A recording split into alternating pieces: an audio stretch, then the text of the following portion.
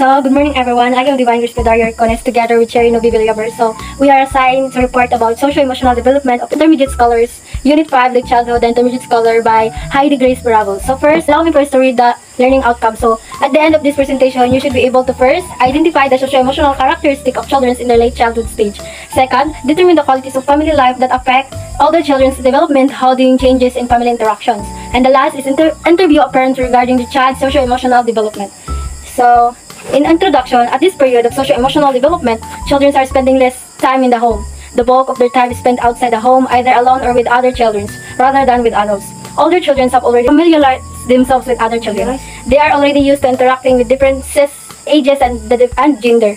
For many of them, the social networks are not only sources of social support but also different forms of learning. So, at this period of socio-emotional development daw is yung mga late childhood or intermediate scholars nasa karaniwang edad na 6 to 12, nagsisimula na silang magbago ng kanilang socio-emotional development. Mas kaunti na yung oras nila sa bahay, spending their times with family, kasi naggugugol na yung oras nila sa mga bata. Sa edad nito, mas gusto nilang maglaro, makikipag-socialize sa iba, kasama ang kanyang kapwa bata. So, sanay rin sila sa pakikipag-ugnayan, marunong silang makipag-usap at makikihalubilo sa ibang tao. So, mahalaga talaga ang social network kasi dito yung mabibuild yung pakikipagkaibigan at pakikipag-ugnayan sa iba. Just like for example, yung batang nasa baitang 5 or grade 5, mas gusto niyang makipaglaro sa klase niya pagkatapos ng klase niya kaysa umuwi agad. So, doon niya natutunan kung paano makisama, makibagay, makikipagkumpite siya at magtiwala sa iba. Good morning everyone, especially to you ma'am. What is self-competencies? Definitions: refers to a child's belief and the ability to successfully perform tasks and solve problems. It is closely related to self-efficiency. So pag sinabi natin self-competency is, so dito mabubuo ng isang bata ang pagkakaroon ng tiwala sa sarili, kakayahan magdesisyon, kumilos sa mas tiyak na layunin. So dito nila malalaman kung ano yung abilities nila, ano yung hilig nila. Then, Erik Erikson's stage industry versus inferiority, children begin to evaluate their abilities in relations to peers. So, sa industry, dili nila ma-feel or mabalaan kung asa sila hawd. So, o kung sa ilahang habis. Then, while inferiority is, dili pod nila mahibalo ang ilahang failure or lack of support sa ilang parents or sa ilang friends. Then, the next one is self-identity. Definition refers to how one see oneself as a distinct individual, including rules, values, and belief. So, sa self-identity, dito nagsisimula ang bata na mag-develop or mag-isip kung ano sila or ano yung hilig nila. Example, sa kanilang skills, interests, and rules. Like, I'm a good dancer, I like soccer, I help to clean at home. Then the third one is a self-concept, ay tumutukoy sa kabuuang pag-unawa, pananaw, at paniniwala ng isang tao tungkol sa kanyang sarili. Ang self-concept naman ay yung ting-ting na bubuo mula pagkabata hanggang paglaki. For example, sa physical na anyo or halimbawa ako ay matangkad, maganda ako o pansariling kakayahan, magaling ako sa math o mahusay ako sa sports. So the next one is child should have a growing sense of competencies. Late childhood describes self with internal and psychological traits. Use of social comparison increases. Perspective taking increase with age enables them to A. Judge other intentions or possess actions. B. Give importance to social attitudes and behaviors. C. Increase skepticism of the claims. So ano nga ibig sabihin ng child should have growing sense of competences? If child should have a growing sense of competences, they begin to develop confidence in their abilities. Dito na malalaman na at mabuboast na yung confident ng isang bata through good feedback from their parents, teachers, and surrounding of nakasurrounding sa kanya. Then the late childhood described with self with internal and psychological traits. Late childhood describes self with internal and psychological traits. The children start to describe themselves using internal and psychological traits like I'm smart, I'm kind, o dili pod magsugod na ma-recognize nila ang ilahang strength o weaknesses. While use of social comparison increases, children begin to evaluate themselves to comparing their self-abilities, appearance, even the performance to others. Like, dili na nila ma-evaluate ilahang sarili na, mas hawd siya, mas gwapa lagi siya, like ana. Then, perspective taking increases with agents enable them to. So, ang bata become better understanding habang tumatanda, mas nagiging mahusay sa pag-unawa sa iniisip at nararamdaman at layunan ng ibang tao.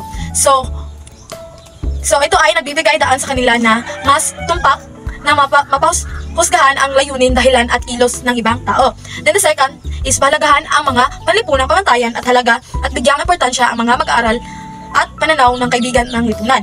Then letter C is, the last one is maging mapanuri o may pag-alinlangan. Hindi na sila madaling maniniwala at mas deeper understanding na sila about sa kung ano ang totoo at sinasabi ng tao. So dito nila ma-recognize kung tama ba yung sinasabi ng tao, kung totoo ba yun o masama. So the next one is emotional development. Children in this stage show improved emotional understanding, can feel more than one emotion. So ability to show or hide emotion and redirect feelings.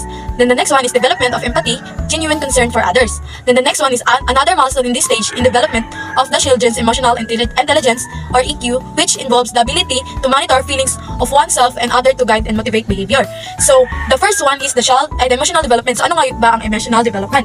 So sa yugtong ito, makikita ang malaking improvement ng isang bata sa pag-unawa o pag-control ng emosyon o ng kanyang sariling emosyon.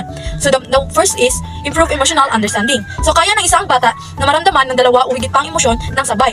For example, o halimbawa, masaya pero kinakabahan, like for example, masaya ka na maglaro ng kahit anong sports or volleyball.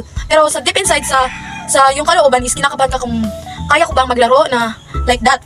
Then the second one is ability to show or hide emotion. So ang bata ay natututo kontrolin ang pagpapakita ng damdamin depende sa sitwasyon. So sa isa ka bata is kaya nilang kontrolin nila ang sarili emosyon, like for example kanang deep inside sa iya is kanang sad siya, kanang like for example kanang bulagan gani ang pero for example na is bulagan ng isa ka tawo is kaya niyang itago ang iyang emosyon nga sad nga kanang heartbroken siya para ipakita sa laing tao nga happy siya, pero deep inside nadi siya kanang gibati nga lain jud. Then redirection of feelings. Natututo ang isang bata na ilabas o idaan ang emosyon sa tamang pamaraan tulad lang ng pag-ehersisyo kapag galit. Then, the four main growth of emotional intelligence or EQ, developing emotional self-awareness. Number 2, managing emotions, self-control. Number 3, reading emotion or perspective taking them. Then number 4 is handling emotions or problem solving. So, now number 1 is developing emotional self-awareness. Ano nga ba yung developing emotional self-awareness? So, ito yung kakayahang tukuyin o pangalagaan ang sariling emosyon. Then the next one is managing emotion or self-control. Kaya nilang pigilan ng emosyon sa mahirap na sitwasyon, like ma-self-control nila ba nga anong sad ko pero kaya na ako kontrolo na kailangan maging happy ko para dili ma-affect sa laing tao nga lain pud sad ko niya sad pud ako ang laing tao, di ba? So the third one is reading emotion. So kakayahang unawain ang nararamdaman ng iba sa pamamagitan ng pagtingin sa kanilang pananaw. Then the last one is handling emotion. Kayang lutasin at suliranin o gumawa ng tamang desisyon. So, building friendship. As children go through their late childhood, the time they spend in peer interaction increases. For them, good relationships are very important. The approval and belongingness they receive contributes to the stability and security of their emotional development. So, there are 5 types of peer status. So, the first one is popular, average, rejected, and controversial. So, in building friendship daw, habang tumatanda ang mga bata sa late childhood, mas dumadami yung oras nila na ginugugol nila sa kanilang kaibigan at kaklase. Napakahalaga ng magandang relasyon sa mga kaibigan dahil dito nila nararamdaman ang pagtanggap at suporta na nakakatulong sa kanilang stability and emotions. So, punta tayo sa 5 types of peer status. So, the first one is the popular, frequently nominated as the best friends and one who is rarely disliked by peers. So, at this stage, sa popular, madalas na pinipili bilang best friends at halos walang hindi may gusto sa kanila. Ito yung isang tao na marami talagang mga kaibigan. So, in the average, the second one is average, you receive an average number of positive and negative nominations from peers. So, ito naman, yung batang ito is nakakatanggap ng normal na dami ng papuri at puna. Hindi sila sobrang sikat, pero hindi rin laging hindi gusto. So, the third one is neglected. Very seldom nominated as best friend, but is not really disliked. So, neglected means halos hindi napipiling best friend, pero hindi rin naman laging inaayawan. Sila yung taong introvert, pero hindi rin sila laging inaayawan ng isang tao. So, rejected, the fourth one. And frequently nominated as a best friend, but one who is also disliked by peers. So rejected, ito yung hindi madalas pinipiling best friends at kadalasan ayaw din ng iba. Ito yung taong ayaw halabuin ng mga bata. Sila yung hindi talaga pinipili bilang best friends or maging kaibigan.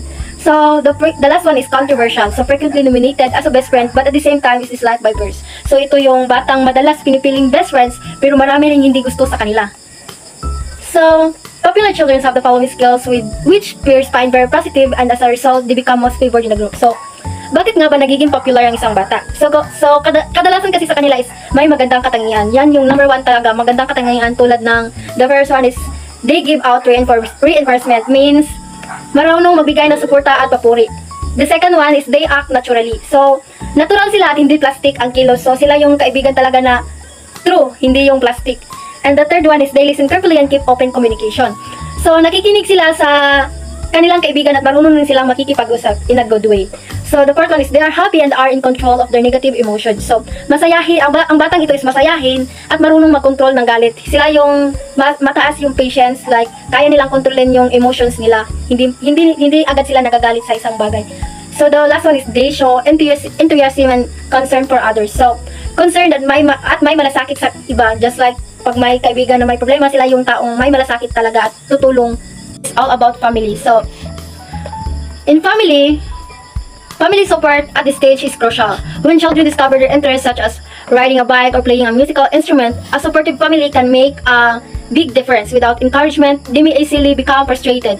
Family serve as the primary support system, helping children view failures and setbacks as temporary challenges instead of person. So this period is crucial for developing a sense of competence, high quality adult relationships, especially within the family. Provide the guidance and reassurance children need to successfully navigate this stage of development. So, mahalaga talaga sa atin ang papel ng pamilya. So, mahalaga ang suporta ng isang pamilya sa panahong ito. Kapag natuklasan ng bata ang kanyang interest gaya ng sports, hilig sa musika, o iba pang hobby, kailangan niya talaga ng support ng pamilya. So, kung walang suporta, madali silang ma-frustrate at mawala ng tiwala sa kanilang sarili. So, if napipil nila na wala talagang support galing sa kanilang pamilya, so, mapufrustrate talaga at mawalan ng gana or tiwala sa sarili. So, alam naman natin ang pamilya ay nagsisilbing unang support system natin. Ito yung first foundation. Natuto siyang tumayo muli at hindi ito nakikita bilang kulang sa kanyang pagkatao. So sa tulong ng magandang relasyon sa pamilya, mas natututo ang bata na magkaroon ng kakayahan at kumpiyansahan ang sarili. So, mahalaga talaga ang suporta ng isang pamilya o magulang para mag-guide talaga na mabuti ang isang bata. So, there are big ideas of socio-emotional development of intermediate scholars. So, during late childhood, a wide variety of biological, psychological, and social changes take place across the development domains. As children progress through late childhood, the family environment remains extremely important, while the community environment, including the school, also become a significant factor in shaping the child's development. So during that late childhood, peers have an increasingly strong impact on development. Peer acceptance becomes very important to well-being. So, sa late childhood, may malalaking pagbabago talaga sa katawan, isipan, at pakikisalamuhan ng isang bata. So, habang lumalaki ito, nananatiling mahalaga ang pamilya, pero dumarami rin ang impluwensya ng paaralan at komunidad. So, lalong nagiging malakas ang epekto ng mga kaibigan. Ang pagtanggap ng barkada ay napakahalaga sa kanilang emosyon, kalagayan, at tiwala sa sarili. So, mahalaga talaga sa socio-emotional development of toddlers ay in intermediate scholars, just like building friendship, the family. They have a big impact sa isang bata. So the last one is application to child care, education, and parenting. Primary school children socio-emotional competency should be viewed in the context of the child developmental age. Healthcare providers, teachers, and parents should be able to gain understanding of their child socio-emotional strengths and weaknesses by encouraging child to talk about their feelings without doing it forcefully. So the second is provide opportunities for children to build relationship with teachers and fellow classmates. So the third one is remind children that friendship have their ups and downs and that occasional conflicts and arguments can be healthy. Then the last one is design activities that allow children to work on their own and discover activities and hobbies that they enjoy and model healthy relationship. So that was our topic, the socio-emotional development of intermediate of scholars. So that will be all. Thank you.